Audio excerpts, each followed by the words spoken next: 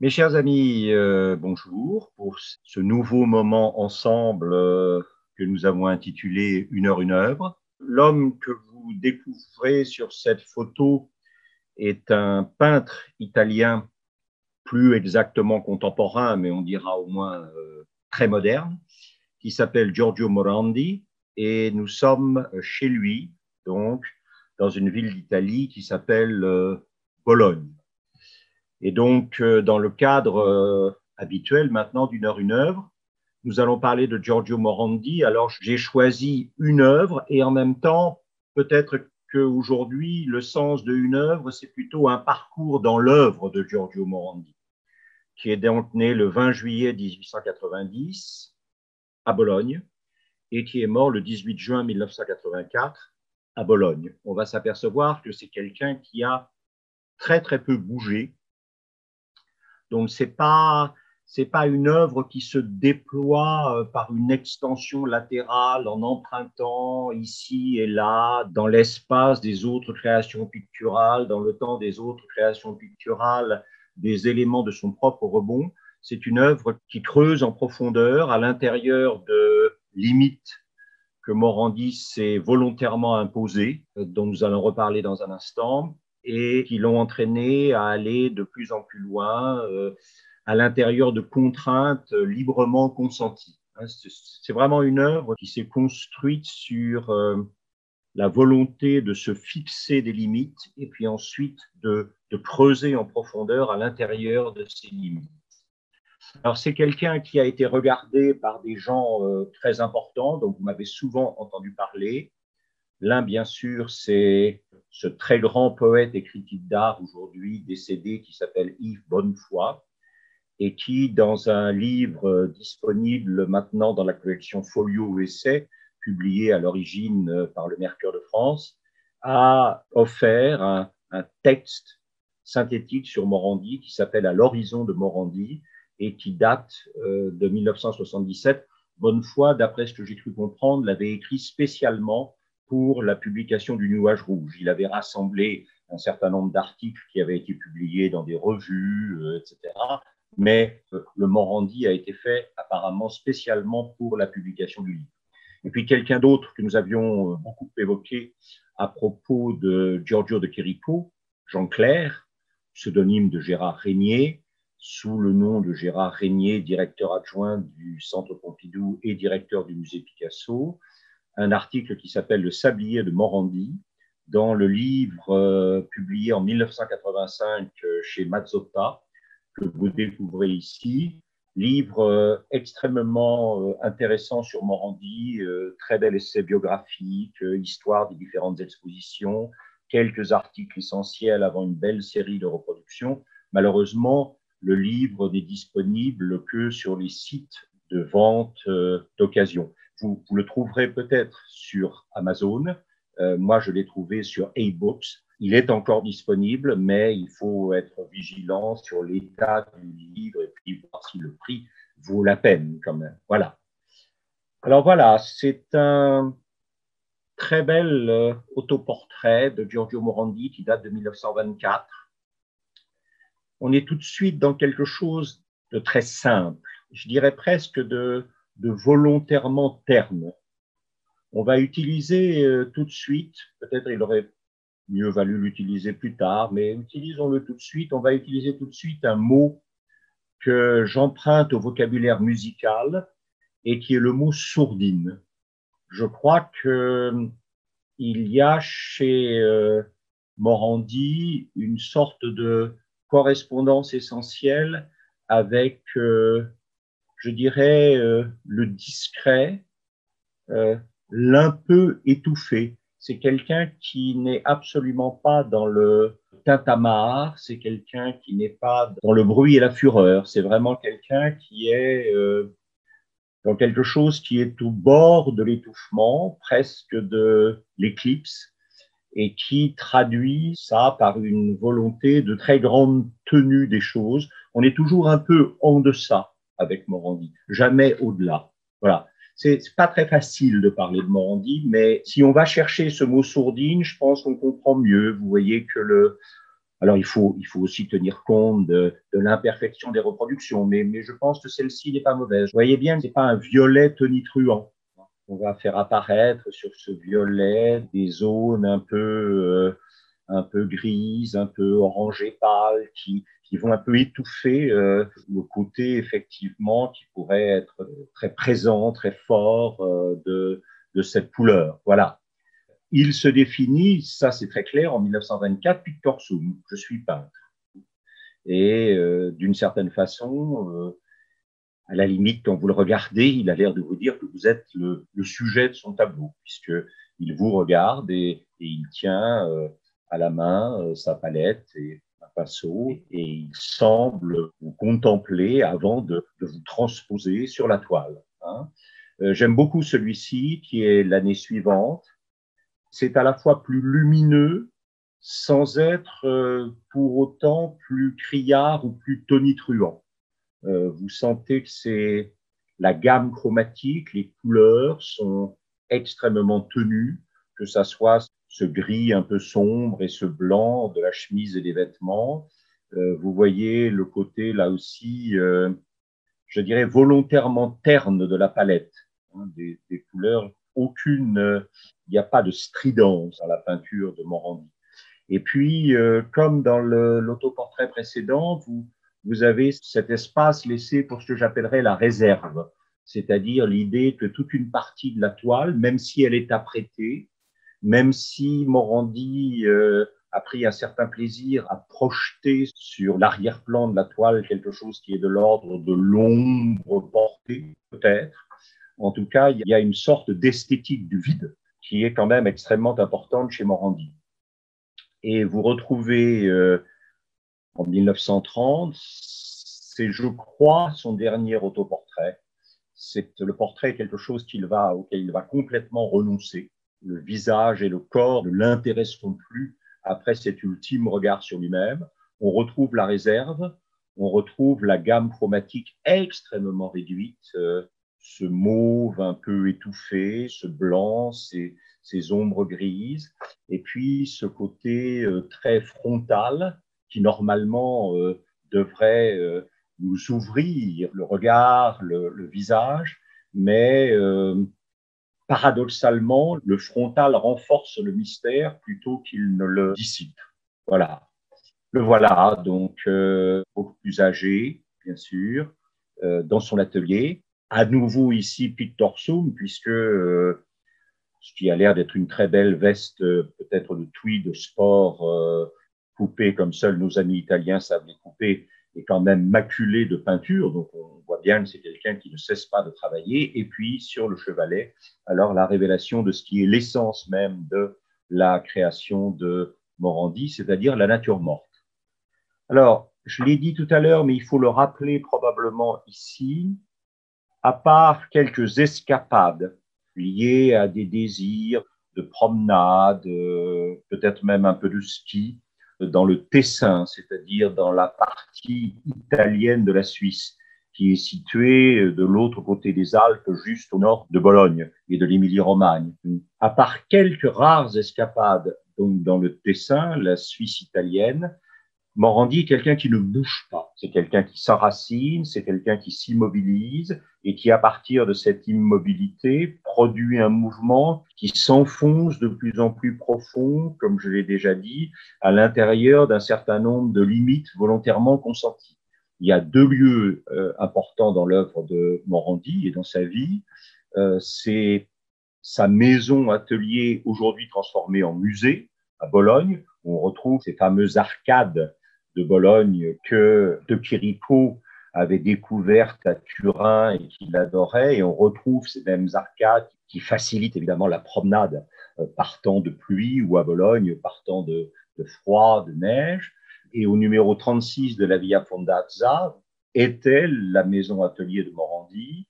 On peut maintenant visiter cette maison atelier musée et les œuvres de Morandi sont réparties entre cette maison atelier-musée et puis un étage de la mairie de Bologne. La mairie de Bologne a voulu rendre hommage à celui qu'elle considère comme un de ses plus grands peintres. Bologne a produit beaucoup de peintres, en particulier, évidemment, les deux frères Carrache, leurs cousins, et tous les Incaminati, tous les jeunes peintres qui se sont rassemblés autour des Carrache fin 16e, début 17e, pour réformer la peinture après les extravagances maniéristes. Mais Morandi est quelqu'un auquel Bologne tient énormément.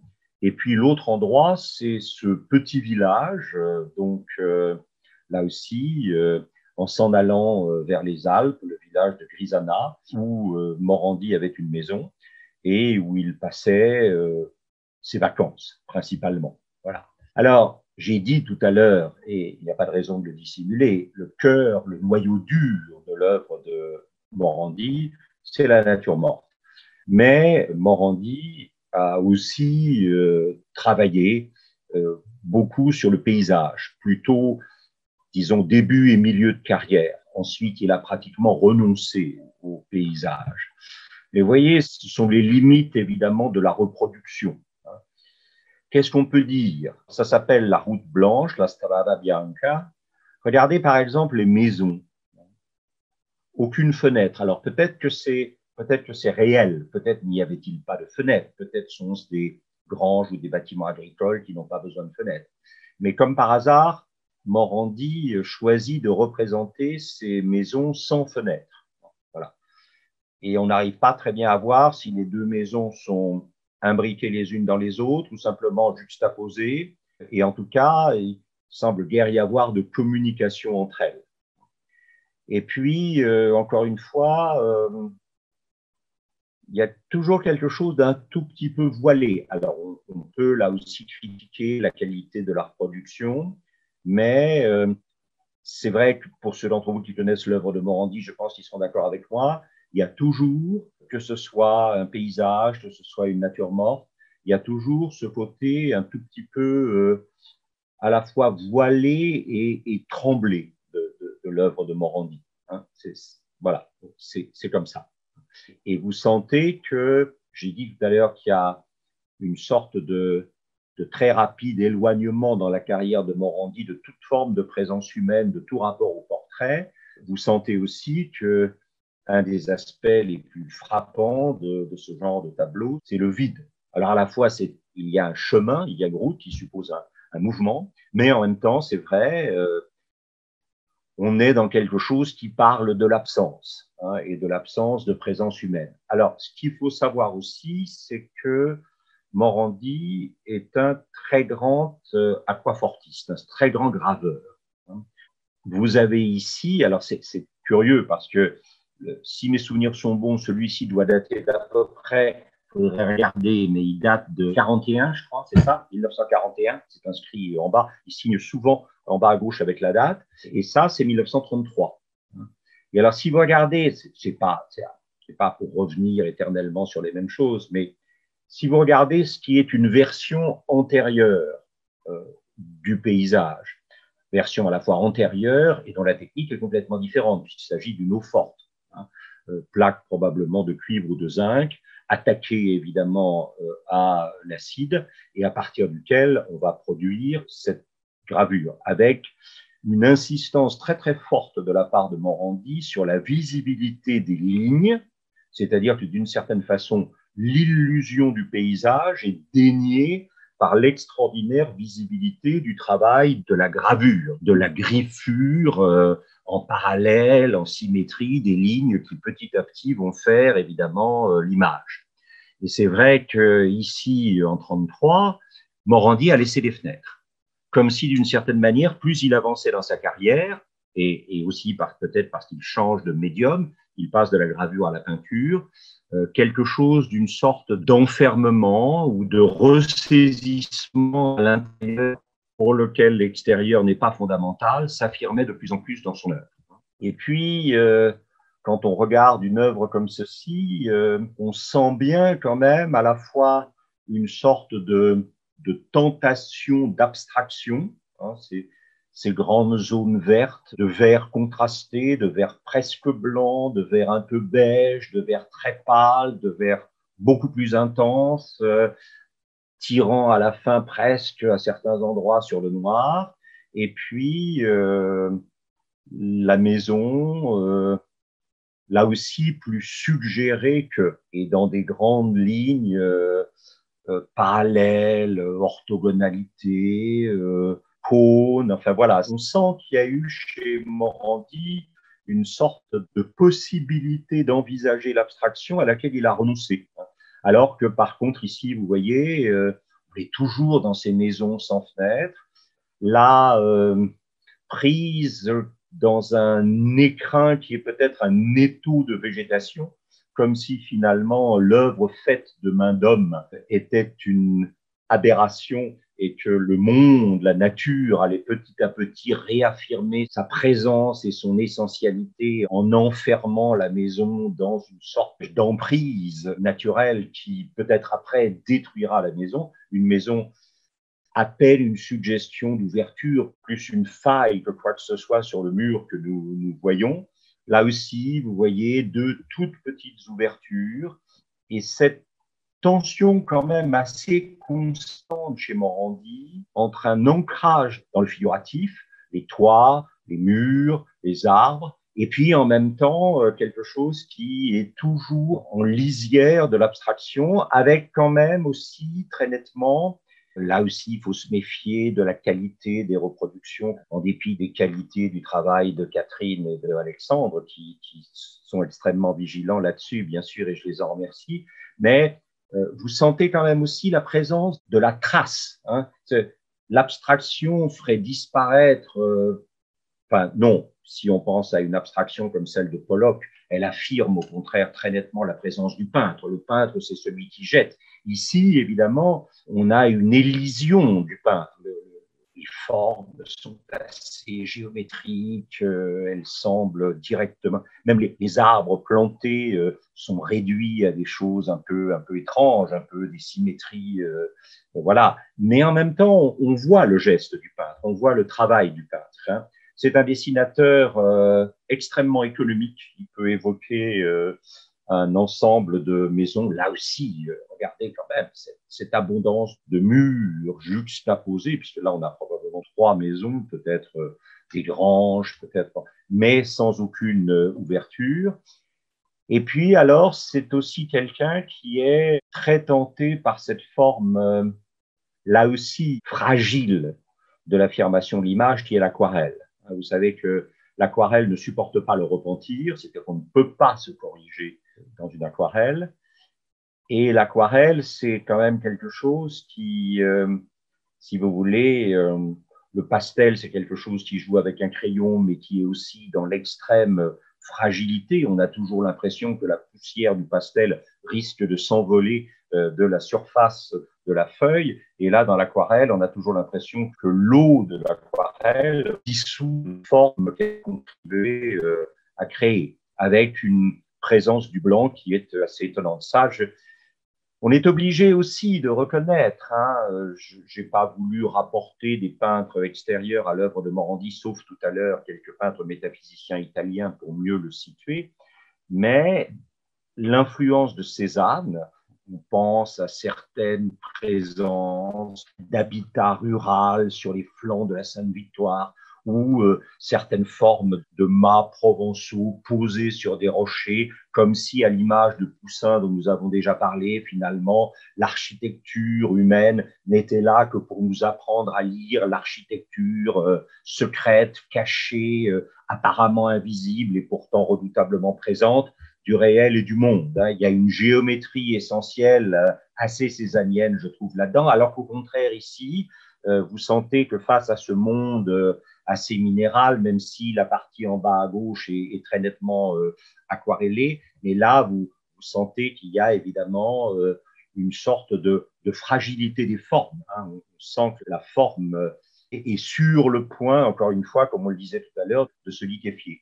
Et puis, il y a cette capacité à organiser l'apparition, c'est-à-dire à vraiment, vous vous souvenez quand nous avons parlé de l'exposition sur la sculpture italienne au Louvre, nous avions évoqué ces deux formes de l'art qui était en particulier dans la sculpture, ce qui consistait à rajouter des choses et puis ce qui consistait à en enlever.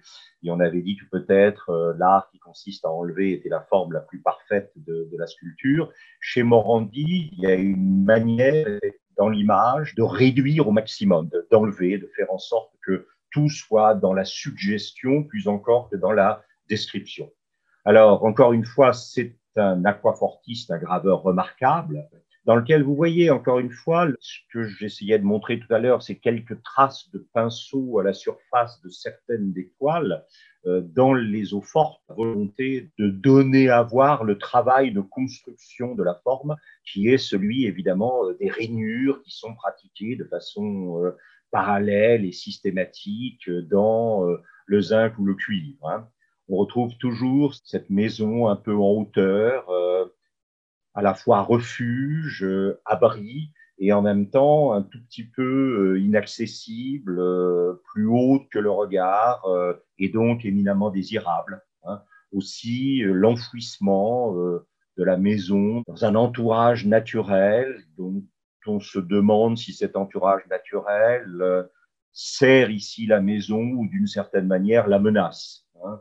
Voilà, ce sont ces formes, encore une fois, d'une grande géométrie de l'architecture humaine qui s'oppose au côté très efflorescence des arbres en particulier, qui est très frappant. Et puis, vous voyez ici encore une tension entre l'objet représenté et le travail de représentation. Nous voyons la maison, nous devinons la route, la colline, l'arbre, etc. Et en même temps, nous sommes confrontés à quelque chose qui se donne à voir. Hein. Ars est artem demonstrare, l'art, c'est de montrer l'art. Ici, Morandi donne à voir ce travail de strie qu'il a pratiqué systématiquement et probablement non sans effort sur le support métallique à l'acide de façon à faire apparaître l'image. Même chose ici, bien sûr. Alors, dans son article à l'horizon de Morandi, publié dans le Nouvel Âge Rouge en 1977, Yves Bonnefoy dit « Et dans un temps difficile comme le nôtre, où les médiations sont en ruine, où l'arbre et la pierre et le feu manquent dangereusement à nos vies, de quel prix est ce témoignage, le témoignage de Morandi, de toute sa discrétion désolée qui se resserre sur l'essentiel. » Voilà, ça, je crois que c'est une expression magnifique pour décrire Morandi, se resserrer sur l'essentiel. Chez Morandi, il y aura de moins en moins de bavardage, il y aura de moins en moins de commentaires. C'est un art, encore une fois, on parlait tout à l'heure de la sculpture comme art qui enlève, hein, le bloc de marbre dans lequel Michel-Ange va enlever des tas de choses jusqu'au moment où la forme qu'il a probablement vue depuis toujours dans le bloc de marbre finira par apparaître. Il s'agit de libérer quelque chose en enlevant. Donc, de toute sa discrétion désolée qui se resserre sur l'essentiel, Morandi, qui a décelé le besoin, révèle la pénurie. Alors, je suppose que pour Bonnefoy, cette sorte de pénurie, hein, c'est au fond la fragilité du monde, la fragilité de l'homme, et cette idée que peut-être l'abondance, l'entassement n'est pas le meilleur moyen d'accéder à l'essentiel de ce qu'est le risque de l'existence humaine. À nous, dûment avertis, d'essayer de réinventer un espoir, de recommencer une terre. Recommencer une terre qui ne soit pas, encore une fois, une terre encombrée, qui ne soit pas une terre où s'entasseraient des choses. À peine une présence esquissée dans la maison et dans la demeure, et puis le reste, effectivement, quelque chose qui ne serait pas forcément l'absence ou le vide, mais qui devrait passer par l'absence et le vide pour accéder à l'essentiel. Avec le jardin, et alors ces vases de fleurs, je ne vais pas m'attarder trop longuement, mais Morandi a été très, très touché par ces vases qui ne sont pas de grandes compositions florales extrêmement complexes, mais ce rassemblement, effectivement, vous voyez des fleurs un peu fragiles, parfois assez clairement des fleurs en papier. Et puis autour de tout ça, le vide, une sorte un peu de buisson ardent timide, de buisson ardent fragile, comme si, au fond, et on va y revenir maintenant de manière assez constante, ce qui était mis en cause, c'était le regard du spectateur. Qu'est-ce que vous voyez là? Et si cette fragilité, si cette économie, si c'est, pour reprendre le mot de Bonnefoy, cette pénurie, hein, parce que c'est quand même pas, voilà, on peut imaginer des bouquets beaucoup plus somptueux, beaucoup plus splendides, des vases beaucoup plus étonnants, un environnement, là, dans l'environnement, il n'y a rien. Hein. Et au fond, la grande question que vous pose Morandi, c'est que voyez-vous? Et est-ce que dans ce que vous voyez, est-ce que vous faites porter, disons, le blâme sur le fait que, oh, bah, c'est quand même pas génial, ou est-ce que c'est parce que peut-être nous ne savons pas regarder? Ça, je pense que c'est toute la question que pose Morandi, c'est comment regardons-nous? Et est-ce que notre regard est à la hauteur du fait qu'au fond, il y a quelque chose toujours de miraculeux à ce qu'il y ait quelque chose plutôt que rien? Alors que ce quelque chose ne soit pas somptueux, tonitruant, éclatant, etc. Ça, c'est clair. Vous voyez qu'en plus, il y a ce décalage. C'est à la fois au centre et pas tout à fait au centre. Voilà, c'est un peu mal foutu, pour bien dire les choses, chez Morandi. Et Morandi vous dit, ça existe. Ça existe. Et est-ce que vous êtes capable de contempler cette existence? C'est ça la grande question de Morandi. Et vous voyez, il va dans ses gravures jusqu'à faire des tout petits assemblages de fleurs tassées les unes contre les autres. Alors, est-ce qu'il faut envisager une interprétation métaphorique, c'est-à-dire que les fleurs sont tassées les unes sur les autres de manière fragile, comme peut-être nous sommes tassés les uns sur les autres de manière fragile face à un monde qui nous devient de plus en plus difficile et de plus en plus problématique à déchiffrer? C'est possible. Alors, évidemment, nous allons arriver aux natures mortes, qui sont le cœur même de l'œuvre de Morandi. Et il y aura une nature morte sur laquelle j'insisterai un peu plus. J'ai voulu faire un détour par quelqu'un qu'on ne connaît pas assez, à mon avis.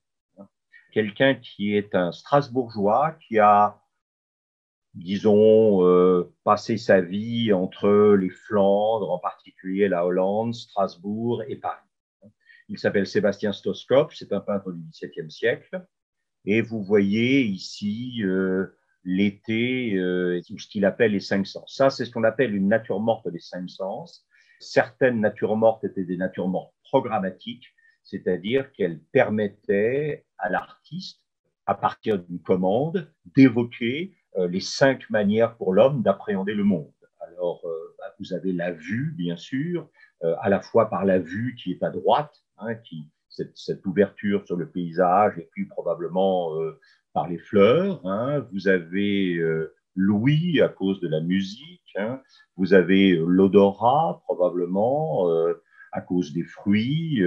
Le toucher, là aussi, les instruments de musique, le tapis, voilà. Et puis le goût, hein, dans les fruits que vous allez consommer. J'ai choisi de ne parler que d'un seul peintre, Stoskop, pour limiter la présentation. On n'est pas là en train de faire une somme sur la nature morte. Mais Lubin Bougin a aussi une nature morte des cinq sens. Au XVIIe siècle, c'était une sorte de programme que les commanditaires donnaient aux peintres quand ils leur commandaient des natures mortes. C'était effectivement, représentez-moi les cinq sens.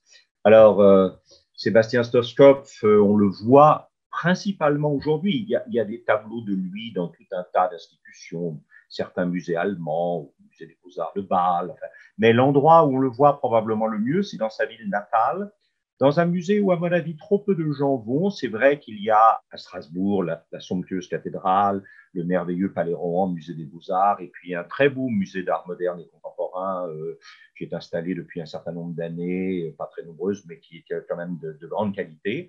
Et puis, vous avez en face de la cathédrale ce musée de l'œuvre Notre-Dame, puisque je vous rappelle que l'œuvre Notre-Dame, c'était l'Opera del Duomo, comme on dit en italien, hein, les bourgeois de la ville, parfois en tension assez forte avec l'évêque ou l'archevêque, qui finançait la construction de la cathédrale comme expression de la foi commune de la ville et qui organisait quels artisans allaient donner un jour par semaine, 2 jours par mois pour contribuer au chantier, etc., etc. Et les commandes d'objets décoratifs étaient, voilà. Alors, évidemment, Stoskop n'a pas travaillé pour la cathédrale, mais le lieu où se rassemblait l'œuvre Notre-Dame et où elle elle réfléchissait à la construction puis à l'entretien de la cathédrale, a recueilli un certain nombre de toiles de stethoscope. Alors, il faut évidemment, vous avez des natures mortes des cinq sens, mais vous avez aussi des natures mortes, bien sûr, qui sont des vanités. La vanité ici est représentée par le crâne de mort. Elle pourrait être représentée par des bulles de savon qui vont évidemment éclater très rapidement, une mèche qui fume encore, mais qui dit le départ en fumée de quelque chose. Là, vous avez un crâne de mort qui est au centre et qui très probablement correspond à ce qu'on appelle les trois libidos. La libido sciendi, le désir de savoir, à travers les livres et à travers évidemment la map-monde qui est plus une représentation des constellations célestes, donc la libido sciendi, la libido dominandi qui s'exprime à travers la cuirasse, le casque, l'épée, le désir de pouvoir, désir de savoir, désir de pouvoir, et puis la libido vivendi, le désir de jouir, le désir du plaisir qui s'exprime à travers la musique et puis les très beaux objets d'orfèvrerie qui sont situés à gauche. Sur tout ça, nous serons appelés en jugement parce que nous sommes destinés à mourir. Et peut-être que finalement, Stotskopf revendique une autre liberté du peintre en montrant effectivement cette traversée de la lumière à travers la carafe translucide qui est posée en bas. Et il montre que si on lui a demandé une nature morte de vanité, peut-être qu'autre chose lui plairait comme nature morte. Et c'est effectivement ce qu'on appelle, alors ce qu'on appelait en France les peintures quates, ces peintures silencieuses. Là, vous avez un très beau Stotskopf qui, si je me souviens bien, est au Metropolitan à New York, pas par hasard peut-être, hein, et qui est le type même de ce qu'on a appelé au XVIIe siècle en France. Pensez au dessert de gaufrette de Lubin Bougin qui est au Louvre. S'il y a une sorte de... S'il y a des ancêtres de la nature morte morandienne, ce sont les peintures quates, c'est-à-dire ces objets limités en nombre. C'est beaucoup moins spectaculaire, évidemment, que l'entassement d'objets qu'on a vu tout à l'heure dans l'été ou les cinq sens et qu'on voit ici dans la grande vanité. On se limite à quelques objets, à des textures extraordinairement différentes. Les deux types de coquillages que vous avez sur la gauche opposés au plaquage de bois sur la droite, et puis rien au fond, aucune évocation d'un autre monde, c'est très beau.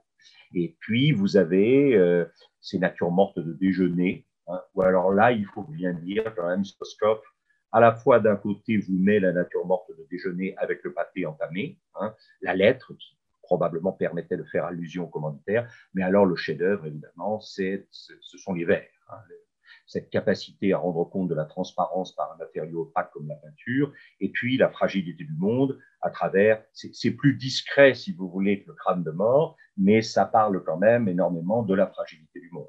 Et on revient ici au thème de la vanité, hein, avec la thériaque qui est un contrepoison classique.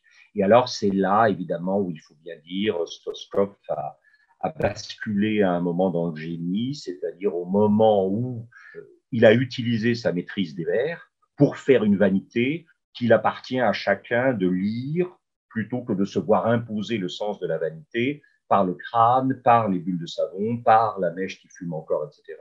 Là, vous sentez bien que entre d'un côté la peinture quate et vers qu'on a vu tout à l'heure et la vanité, il y a une sorte de synthèse qui se manifeste dans tout simplement le verre cassé.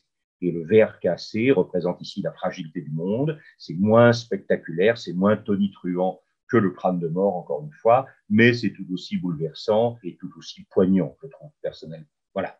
Alors, la nature morte que j'ai choisie, c'est celle-ci. C'est très, très caractéristique de la fin de la carrière de Morandi. Quelques objets regroupés de façon qui apparaît un peu maladroite, un peu malhabile, avec une suggestion d'espace très élémentaire, un grand horizontal dans ce qui pourrait apparaître comme un premier plan, suivi effectivement d'un vertical, et rien d'autre que les objets. Dans cette photo, vous voyez effectivement Morandi devant les objets. Alors, il n'a pas toujours traité les objets comme il les traite dans la nature morte que nous venons de voir, qui est un peu l'œuvre autour de laquelle j'ai voulu rassembler ces quelques images. Vous sentez qu'en 1916, il y a une sorte de, disons, de déformation intellectuelle volontaire des objets, hein, qui est destiné à accrocher Morandi à ce qu'on appelle la peinture métaphysique. Alors, ceux d'entre vous qui ont vu, qui ont eu le temps de voir, parce qu'en ce moment, voilà, et qui ont eu le temps de voir, évidemment, l'exposition sur De Chirico à l'Orangerie, vous vous souvenez bien sûr que quand Giorgio De Chirico et son frère Alberto Savigno sont obligés de rentrer en Italie à cause de la guerre de 14, ils vont s'installer à Ferrare. Et à Ferrare, avec quelqu'un comme Filippo De Pisis, dont on reparlera dans un instant, et Carlo Carrà, ils vont créer une sorte d'école de peinture dite métaphysique, que d'une certaine façon, Giorgio De Chirico avait mis en route à Paris un peu avant la guerre de 14-18. Et là, il va pouvoir créer un phénomène de groupe. Alors, vous sentez que par rapport à cette espèce de, comment dirais-je, de sacralisation des objets, de la matière des objets, de la présence des objets qu'on va trouver de plus en plus chez Morandi, là, vous avez un travail intellectuel. Vous avez des objets qui sont décomposés, imbriqués les uns dans les autres. Chez Carlo Carrà, c'est comme ça. Et vous voyez, ça, c'est un autoportrait de Morandi. C'est son premier autoportrait, 1917-1919. Et là, vous avez aussi un travail intellectuel. C'est absolument pas le constat du regard qu'on a vu dans les grands portraits de 24, 25, 30. En 17-19, il y a une manière de peindre qui dit j'adhère à la peinture métaphysique italienne représentée par De Chirico, Savigno, De Pisis, et ça fait que le portrait a un aspect qui est extraordinairement différent de ce que nous avons vu jusque-là. Regardez par exemple ici, c'est pas du tout la même approche de la présence. Et alors vous sentez bien que dans les natures mortes, vous avez toujours le mannequin coupé en deux, c'est très froid et très lisse. C'est très froid, très lisse, alors qu'on va trouver une texture de plus en plus tremblée. Alors, Giorgio De Chirico, bien sûr, 1918-1919, Les Poissons Sacrés, encore, bien sûr, Morandi, 1918, Carlo Carrà, 1919. Vous sentez qu'il y a tout un travail d'organisation de l'espace, certes, mais de déréalisation des objets, alors que plus il avancera dans la nature morte, plus Morandi essaiera d'épouser l'objet tel quel, en quelque sorte. Voilà. Et là, à l'époque, c'est très travaillé. Il y a vraiment une manière d'organiser. Et encore une fois, c'est très, très lisse. Ce n'est pas la texture de la peinture qui fait le travail. Et on honnêtement, c'est des surfaces très lisses. Les couleurs sont des couleurs très... Voilà, et là, on retombe sur un dernier Morandi de 1918 et on termine avec le Filippo Di Pisis. Ça, c'est quelque chose dont il va se détacher. Il va se détacher de cette peinture métaphysique italienne qui lui a permis de libérer très probablement un certain nombre de choses, y compris probablement le thème de la nature morte. Et là, on est à nouveau dans l'atelier de la Via Fondazza 36, numéro 36 de la Via Fondazza, donc à Bologne. Alors, il y a derrière la Via Fondazza une série de petits jardins et de cours intérieures qui permettront, tout en s'enfermant chez lui dans la ville de Bologne, de continuer à parler de nature. Ça, c'est l'arrière des maisons de la rue Fondazza. Regardez cette scène d'hiver qui est quand même assez, je trouve, assez bouleversante, avec ces arbres privés, effectivement, de leurs feuilles, et puis ces zones géométrique, on est en 54, là, on est en 54 à nouveau, et alors évidemment, vous sentez bien que là, on est plutôt vers le printemps par l'été, mais vous sentez bien que ce qui l'a passionné, bien sûr, c'est ce moment de mur quasiment vide, où apparaît une trace peut-être de fissure ou de Dieu sait quoi, qui fait qu'à la limite, vous pourriez vous demander si le tableau est terminé, ou si le tableau n'a pas été découpé, et qui... si vous voulez, là, on a quelque chose qui est central, à mon avis, dans l'œuvre de Chirico, c'est cette quasi-fascination pour le silence et pour l'absence. C'est-à-dire que De Chirico vous dit, moi, je ne fais la partie droite que dans l'obsession de la partie gauche. Alors, est-ce que cette partie gauche vide, avec juste cette trace qui est peut-être une fissure, elle est pour lui plus importante et plus fascinante, elle est le destin de la partie droite. Je ne sais pas. Mais c'est très clair que dans un tableau comme celui-ci, qui a des très grands paysages urbains de Morandi, on a cette idée que peut-être la peinture est quelque chose qui est suspendu par devoir, par nécessité, au bord du vide, au bord du silence, au bord de l'absence. Au fond, Je ne veux pas dire par là qu'on s'en aille vers le carré blanc sur fond blanc de Malevich, mais au fond, il y a une fascination du vide, de l'absence, qui est quand même très importante. Voilà, là, on est plutôt au printemps, effectivement. On est en 58, toujours dans ses cours intérieurs. Hein.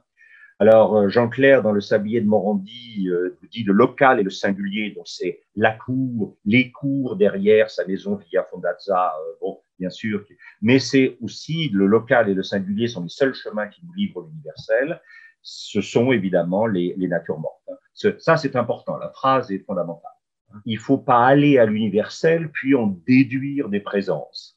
Il faut, à partir de choses très simples, très quotidiennes, très singulières, il faut induire l'universel. On ne déduit pas de l'absolu du fragmentaire.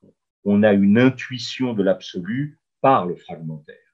Il a, c'est son atelier, c'est sa maison atelier, avec pratiquement toute la carrière de Picasso dans les livres de chez Schira que vous voyez là sur la gauche, des allusions aux primitifs italiens, des tableaux qui ont été achetés chez des antiquaires à Bologne ou hérités, ses propres tableaux, probablement l'endroit sur lequel il fait la sieste l'après-midi, hein, et puis donc à partir des années 20, aussitôt, enfin, déjà dans la période métaphysique, mais vous sentez que par rapport à la période métaphysique, on est passé à autre chose, on est passé à un regard sur... Et alors, vous voyez cet entassement absolu d'objets ordinaires. Ça, je crois que c'est très, très important chez Morandi. La peinture cherche à donner à voir quelque chose d'extraordinaire, ce qui est le sujet de la peinture, dans le plus ordinaire. Hein, là, c'est vraiment... L'accumulation des objets est assez étonnante. Et vous voyez qu'ici, en 1938, on a encore des couleurs un peu fortes, un peu violentes. Il y a deux caractéristiques sur lesquelles, évidemment, Morandi va ensuite revenir. Il y a probablement presque trop de choses et il y a trop de couleurs contrastées.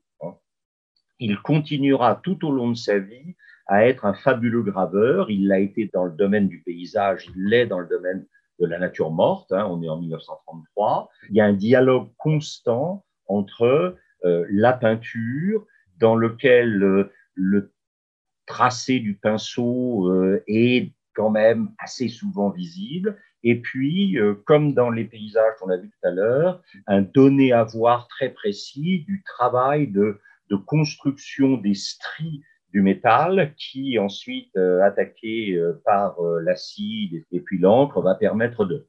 voilà. Une volonté de prendre les objets, certaines natures mortes de ce très grand peintre hollandais Wilhelm Kalf, qui fait, vous savez, des nautiles, ces espèces de fantastiques coquillages qu'on a sertis dans des pinces d'or pour les mettre en valeur. Morandi vous dit ça, c'est pas que ça n'intéresse pas, c'est pas qu'il ne trouve pas ça beau, mais lui, ce qui consiste à dire, ce qui est essentiel chez lui, c'est regardons-nous suffisamment les objets sans lesquels nous ne serions pas. Nous ne serions pas. Ça c'est, voilà. Et du coup, vous avez ça, qui est 43. Moi, je trouve ça évidemment magnifique. Et en même temps, c'est presque un tout petit peu bavard pour le Morandi de la fin sur lequel on reviendra. Vous voyez, j'aime beaucoup ça aussi. Avec les boîtes, les brocs, les bouteilles, voilà. C'est vraiment... Et vous sentez petit à petit que c'est pas un principe absolu, mais c'est quand même, disons, quelque chose. Si vous regardez, par exemple, la différence entre 42 et 49, alors il y a probablement une expérience de la guerre, vous sentez ce que j'appelais tout à l'heure la sourdine, hein, cette tendance à baisser continuellement l'intensité, la totalité. Hein, ça ne crie pas, hein, ça murmure, ça suggère. Voilà. Et on a à la fois une sorte de mise en sourdine de la totalité de la couleur, du chromatique, et puis vraiment des objets de plus en plus ordinaires qu'on retrouve évidemment aujourd'hui quand vous visitez la maison musée. Alors il y a des choses que j'aime, enfin, là aussi les critiques ont dit ça beaucoup mieux que moi. Hein. Il y a toujours une toute petite tendance au fait que les objets, on a l'impression, se serrent les uns contre les autres, hein, comme si les objets étaient angoissés de leur place dans l'espace, du vide. Hein. Et du coup, Morandi, dans ces espaces très très simples, l'horizontalité, le plan horizontal, puis la verticalité vide, hein, est-ce que c'est contre ce vide que les objets se serrent les uns contre les autres de peur de basculer dans ce vide, d'être absorbés par lui, En tout cas, cette sorte de rassemblement pour l'ensemble, contre le vide, c'est quand même une des grandes caractéristiques de Morandini. Et vous voyez qu'ici, je suis en train de faire une critique très, très, très métaphorique. C'est-à-dire que je suis en train, probablement un tout petit peu stupidement, mais c'est quand même assez tentant, de faire des objets des indicateurs de présence. Au fond, les objets dont nous avons besoin de notre quotidien, ils sont en train de jouer notre rôle, c'est-à-dire oh là là, se tenir ensemble, alors en période évidemment de pandémie, de distanciation sociale, c'est pas très, très heureux, mais en même temps, là, on voit bien que les objets semblent se tenir ensemble contre le vide. Et on a ça évidemment dans l'atelier, voilà, avec parfois une verticalisation plutôt qu'une horizontalisation. Et vous voyez, Jean-Clair vous dit, les terres du peintre se sont changées en temps, en lumière, en patrie. Elles sont devenues notre lieu, notre séjour, notre jour, les tableaux, ces îles fortunées perdues dans la mer du temps. C'est-à-dire que face à l'espèce de mouvement continuel du temps, le passage, le fait que le passé n'arrête pas de mourir finalement dans le présent et dans l'avenir, c'est cette mer du temps, eh bien les tableaux nous proposent des lieux d'immobilité, des lieux de silence, des lieux d'ancrage en quelque sorte, ces îles fortunées, perdues dans la mer du temps. Voilà. Et on a encore une fois vraiment ce travail. Regardez ce petit objet là au centre, décoratif, dont on va s'apercevoir qu'il est à bande blanche et bleue. Regardez-le. Il est encore aujourd'hui dans l'atelier de Morandi. Et il va, et vous voyez, ça c'est aussi un. Bon, les gens qui aiment Morandi s'amusent à des choses comme ça, c'est-à-dire repérer certains objets particulièrement visiblement proches de l'œil de Morandi et que Morandi va soit mettre en évidence au premier plan, soit repousser, nous venons de le voir, à l'arrière, derrière les autres. Et vous voyez à nouveau, là aussi, mettre derrière. Voilà. Et là aussi, vous sentez que je suis en train un tout petit peu de faire de l'anthropomorphisme, c'est-à-dire que je suis en train de vous dire que pas quelqu'un, mais que quelque chose se cache derrière. Voilà, bon, vous retrouvez le même objet ici sur les étagères. Et puis, vous avez cette forme un peu étonnante, de sorte de coupe parfaitement circulaire, sur lequel est posée une sorte d'entonnoir. Alors, c'est un objet qu'on retrouve régulièrement dans l'œuvre de Morandi. On sent qu'il y a un certain nombre d'objets comme ça qui reviennent. Et alors là, par contre, vous sentez très nettement. Je n'ai pas remis les dates, mais on est en gros ici plutôt fin des années 40, début des années 50. Ici, on est plutôt fin des années 50, début des années 60. C'est-à-dire que progressivement, c'est déjà très vide, mais ça le devient encore plus. C'est-à-dire qu'on est encore une fois dans une. Et vous sentez, vous le voyez ici, le travail du pinceau. Morandi vous dit bien, ceci n'existe que parce que je le peins. Et la peinture, finalement, c'est ce qui traduit le travail du regard. Je crois que Morandi nous dit constamment comment regardez-vous. Que regardez-vous, mais peut-être plus encore que regardez-vous, comment regardez-vous. Car au fond, l'importance n'est pas dans ce que vous regardez, elle est dans la qualité de votre regard. Ça, je crois que c'est la grande leçon de Morandi. C'est pour ça que j'ai tenu à en parler aujourd'hui. Morandi, c'est quelqu'un qui nous renvoie constamment à la qualité de notre regard. Et c'est vrai que si notre regard est attiré uniquement par des choses tonitruantes, alors notre regard est un regard finalement un peu ordinaire, parce que au fond, l'éclat, le mouvement, l'agitation, le démesuré, tout ça, évidemment, l'œil va immédiatement se poser dessus. Mais Morandi nous dit, si vous voulez vraiment regarder, si vous voulez vraiment voir même, faut peut-être vous demander justement ces choses qui n'attirent pas, qui ne violentent pas le regard, qui ne le forcent pas d'une certaine manière. Peut-être que le regard qui va vers les choses qui ne violentent pas le regard, qui ne s'imposent pas à lui de manière violente, peut-être que ces choses-là sont finalement plus importantes. Voilà. Et c'est vrai qu'on a constamment, dans l'univers de Morandi, alors là, vous avez une sorte de suggestion de table.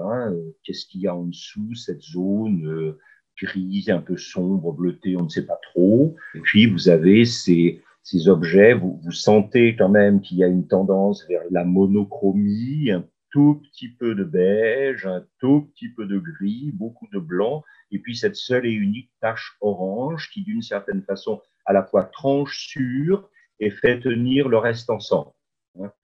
Cette bouteille assez évasée, puis cannelée en quelque sorte, enfin, à stries, voilà. Et puis, quelquefois, il n'y a pas de hauteur, il n'y a pas de verticalité, on est dans une horizontalité avec des lignes finalement plutôt horizontales et qui sont tout d'un coup contredites par les nervures du bol à droite ou de l'objet dont j'ai jamais très bien compris ce qu'il était. Est-ce que c'est quelque chose qui c'est pas une chose dans laquelle on met du thé pour ensuite non, mais voilà. Bon.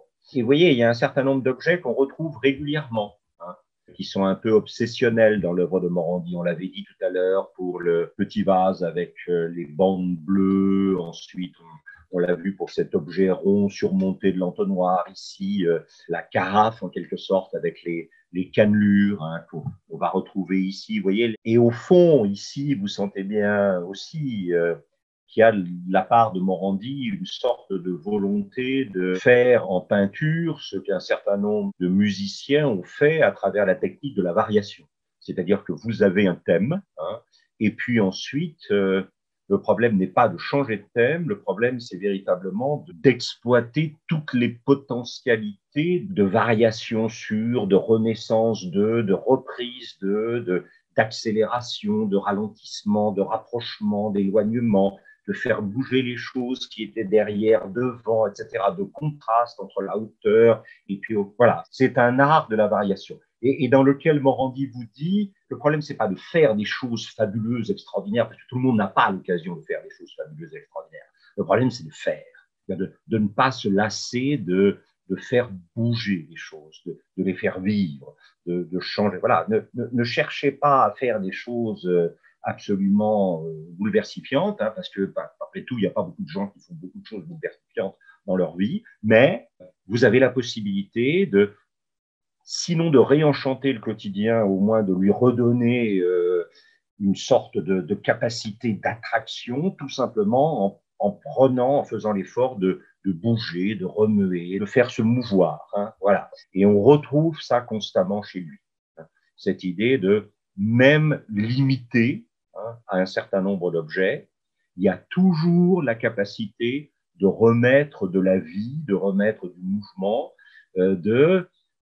bien sûr, si on mène une vie très calme, la vie humble aux travaux ennuyeux et paisibles, hein, vous savez, c'est ces vers de Verlaine, je crois que c'est ça, hein, c'est la vie humble aux travaux ennuyeux et faciles. La vie humble aux travaux ennuyeux et faciles est une œuvre de choix qui veut beaucoup d'amour. Hein.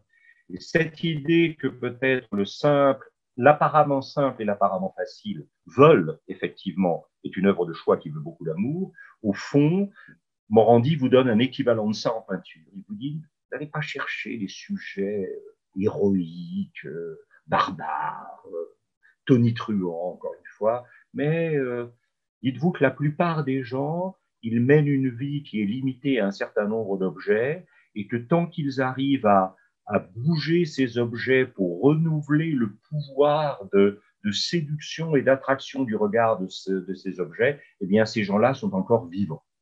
Le jour où on ne varie plus l'agencement des objets ordinaires qui font le cadre de notre vie, on ne vit plus. Voilà. Avec toujours, de la part de Morandi, parce qu'il y a des gens qui pensent que c'est... La toile apparaît très souvent sous la peinture, pour bien montrer que c'est une image et qu'il y a du travail. Et que le but n'est pas de donner l'illusion du réel, le but c'est d'inviter à faire, c'est d'inviter à... Voilà. Alors évidemment, dans les années 60, vous avez une sorte de réduction ultime.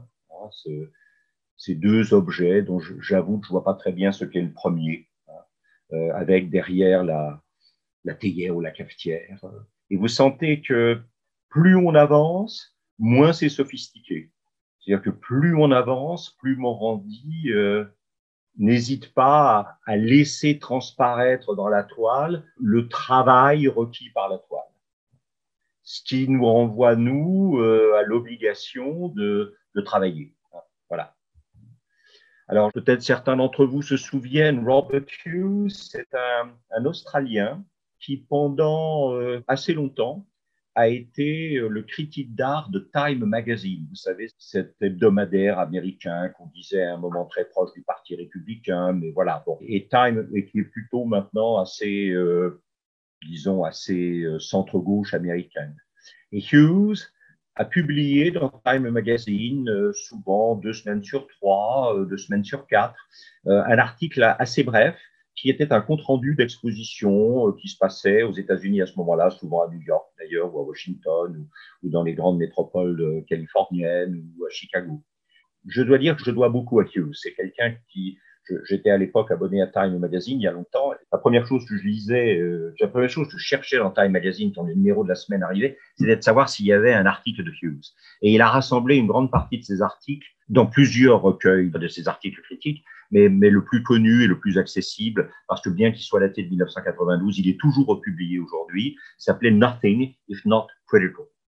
Et il a, dans un numéro de Time Magazine de 1981, à l'occasion d'une exposition qui avait lieu, si mes souvenirs sont bons, au Guggenheim à New York, il a regardé Morandi. Ce sont des articles assez brefs et qui vont, à mon avis, toujours très très loin. Hein. Regardez ce qu'il dit, modestement, mais avec insistance. Les images de Morandi essaient de ralentir l'œil, lui demandant de renoncer à son inattention. Alors évidemment, pour nous, vous vous dites probablement que je vais ressortir une fois de plus cette citation que j'aime infiniment et je vais la ressortir. C'est la citation du philosophe français Nicolas Malebranche, l'attention est la prière naturelle de l'art. Ou Max-Paul Fouché, qui en un recueil de nouvelles, écrivait « Est-on jamais assez attentif ?» Parce que l'attention, c'est ce qui finalement nous permet de faire passer l'autre, objet ou personne ou présence, ou voilà, avant nous. Au fond, être attentif, c'est se décentrer en faveur de la célébration de l'importance de quelque chose qui n'est pas nous. Et donc, lui demandant de renoncer à son inattention. Alors, restless scanning, c'est un peu plus difficile à traduire. Scanning, c'est d'une certaine manière passer rapidement, c'est scanner à toute allure et de manière agitée. C'est-à-dire, on passe à toute allure, c'est tourner les pages à toute allure sans jamais vraiment se fixer. Et donc, ayant renoncé à cette inattention et à ce parcours agité et beaucoup trop rapide, donner la plénitude de son poids à quelque chose de petit.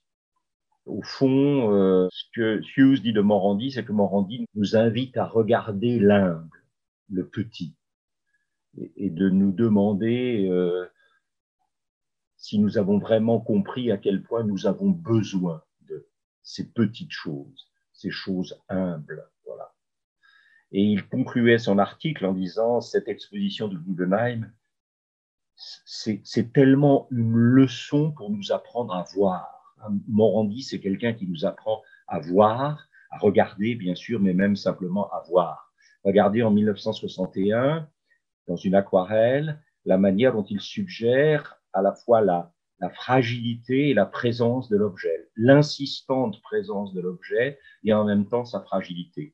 Gustave Flaubert, dans une lettre à Alfred Le Potvin de septembre 1845, disait « Pour qu'une chose soit intéressante, il suffit de la regarder longtemps. » Et vous voyez, ça renvoie au texte de Hughes. Ne pas aller trop vite, ne pas passer trop vite. La nature morte de Morandi invite. Alors évidemment, c'est banal, voilà. Mais justement, l'œil qui est capable de contempler le banal et qui investit le banal d'une richesse se situe dans la richesse. Je voulais aussi vous parler de ce livre de Paul Auster qui s'appelle L'invention de la solitude, qui a été traduit en français, qui utilise dans l'édition américaine ou anglaise, américano, enfin anglo-saxonne, cette fameuse photographie de Marcel Duchamp qui se reproduit à l'infini. Mais ceux d'entre vous qui connaissent le livre, L'invention de la solitude, vous savez, c'est centré autour de la mort du père de Paul Auster. Et alors, il y a un passage que j'ai toujours adoré dans ce livre, si tant est qu'on puisse adorer des passages d'un livre, mais que j'aime vraiment beaucoup, qui me touche énormément. C'est ce passage où, après la mort et l'enterrement de son père, il revient chez son père et il s'aperçoit que les objets du quotidien de son père, à cause de l'absence de son père, sont redevenus des choses. Quand son père était là, il élevait ces choses au statut d'objet. Et vous le savez, il n'y a pas d'objet sans sujet, et il n'y a pas de sujet sans objet. Et donc, les choses de notre vie quotidienne, nous en faisons des objets qui nous révèlent comme sujet. Et j'ai toujours été vraiment très frappé par ce passage de Auster qui dit, après la mort de mon père, ce qui m'a le plus bouleversé quand je suis revenu chez lui, c'est que d'un seul coup, tout ce qui avait été pour lui des objets, à cause de son absence, était redevenu des choses.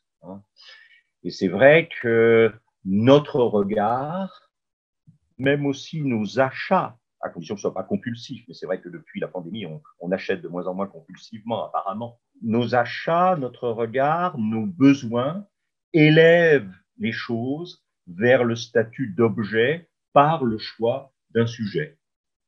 Et je pense que c'est une des choses probablement que Morandi cherche à nous dire.